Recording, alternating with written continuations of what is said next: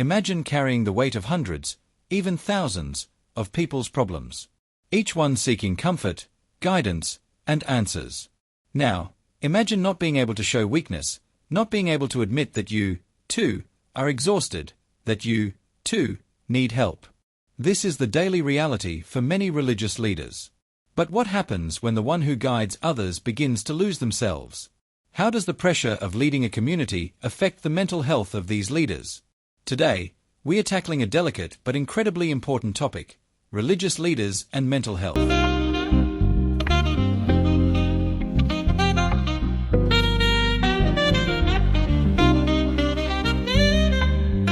Religious leaders play a crucial role in society.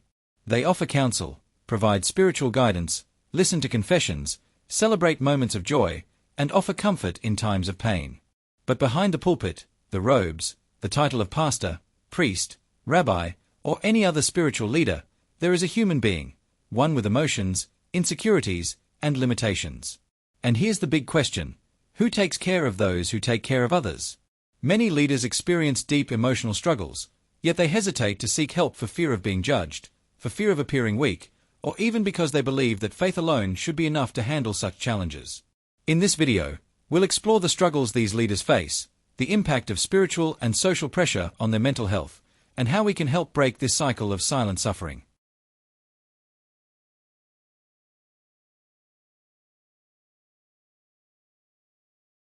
Being a religious leader isn't just a calling, it's a huge responsibility. The community expects them to have all the answers, to be strong, to always be available. And this emotional burden is far from light. The expectation is that they will always stand firm, never waver, and always speak words of hope. But what happens when they, themselves, feel lost? When they need support but have no one to turn to? The truth is, many religious leaders suffer in silence. They experience emotional exhaustion, crises of faith, and even depression, but rarely talk about it. After all, how can they admit to struggling when they are expected to be the source of strength for others?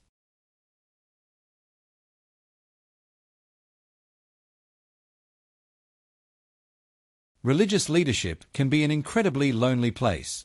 Many leaders lack friends with whom they can be truly vulnerable. Everything they share can be used against them, and the fear of exposure often leads to isolation. This isolation worsens emotional struggles. Without a safe space to vent, without a trusted friend to lean on, they carry the burdens of others while struggling to manage their own. This can result in anxiety disorders, depression, and even spiritual burnout. Additionally, many leaders become distant even from their own families. The overwhelming responsibilities and the constant demand to be available for their community make family time rare. This distancing can lead to feelings of guilt and even greater emotional suffering. Another concerning issue is the lack of specific support networks for these leaders.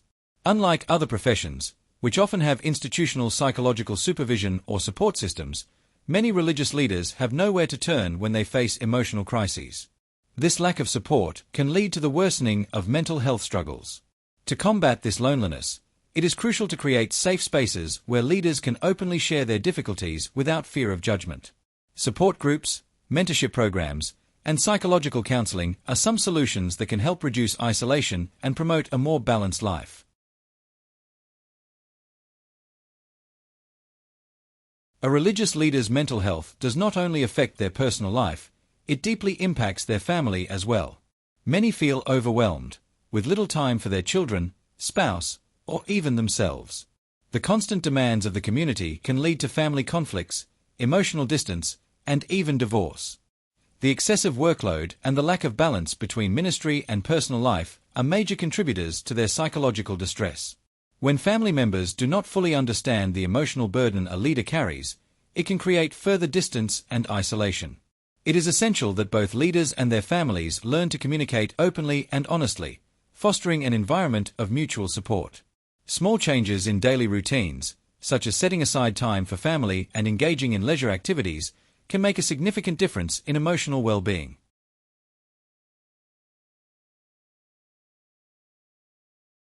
Suicide among religious leaders is a rarely discussed but deeply concerning issue.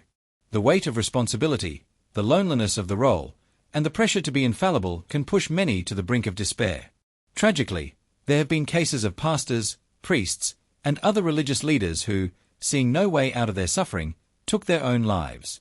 The shame of admitting weakness, the fear of judgment, and the lack of proper support all contribute to these heartbreaking outcomes. It is crucial to break the silence surrounding this topic. We must create environments where these leaders can seek help without fear of backlash, where they can be supported and encouraged to prioritize their mental health without feeling guilty or unworthy of their calling. Notable cases of religious leaders facing mental health struggles.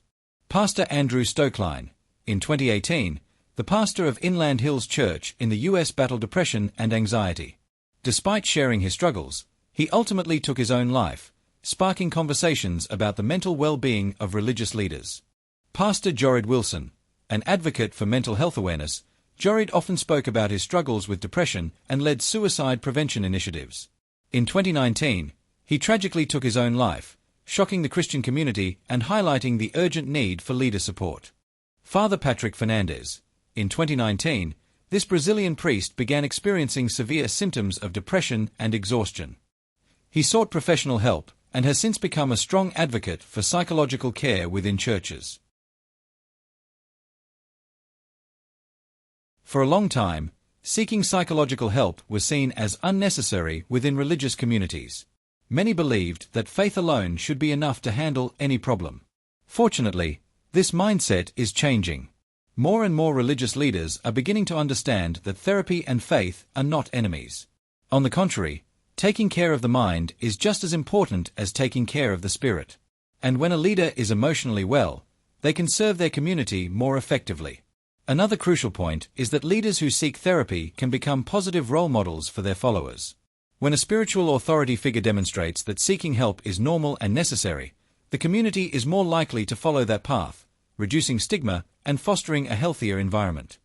The first thing we need to do is create safe spaces where religious leaders can openly discuss their struggles without fear of judgment. They are human too, they suffer too, and they need support. Encouraging them to seek therapy, take breaks, and cultivate genuine friendships can make all the difference. We also need to shift the mindset within churches, teaching that seeking professional help is not a lack of faith, but a responsible act of self-care. Additionally, religious communities must promote healthy practices of rest and balance. Many churches and congregations demand an exhausting pace from their leaders without offering proper support. Creating spaces for self-care and psychological assistance can be a significant step toward improving this reality.